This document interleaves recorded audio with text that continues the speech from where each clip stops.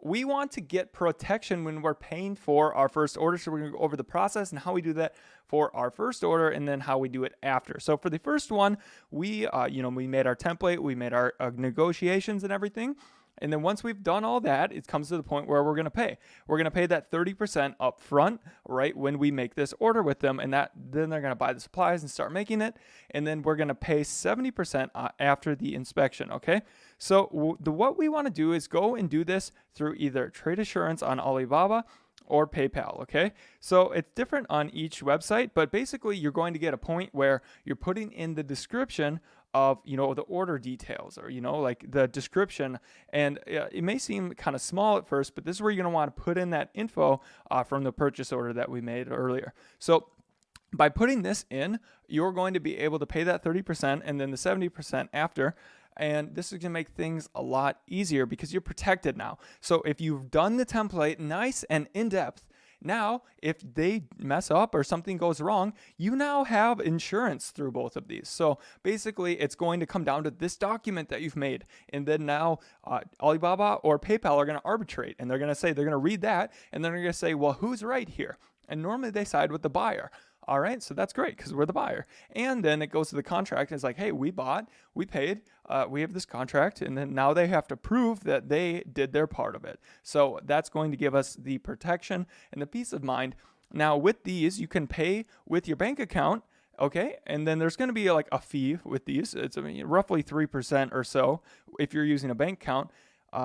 Just because you got to pay for the insurance, that's what that percentage of it is. And then there's going to be an additional fee if you pay with the credit card, but that means you can pay with the credit card. And if you have high point credit cards like we talk about or something, or you're working through cash flow, that's an option. You could either pay with bank account or credit card. It's up to you, but you do pay that additional 3% fee or something with the credit card. So, could end up being 6%.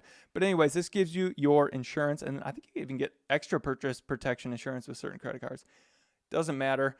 If you want to pay with credit card, you can through these. And if you want to pay with your bank account, do that. So this is for the first order though, okay? Oh yeah, and then by the way, you pay the 70% after.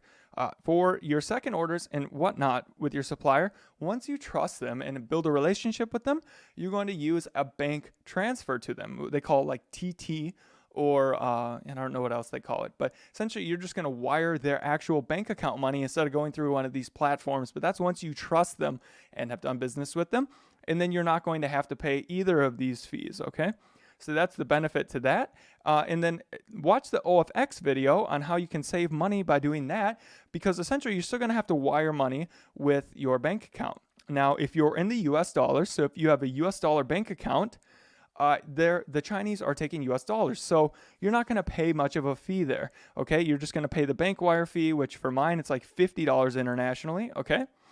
But if you have a Euro bank account or a Canadian dollar or something else, and you're paying US dollars to your supplier, okay, when you wire them money, you're paying a 3% fee or something to pay your supplier. So you're going to want to watch that OFX video if you are not a US dollar based bank account when you're paying your supplier.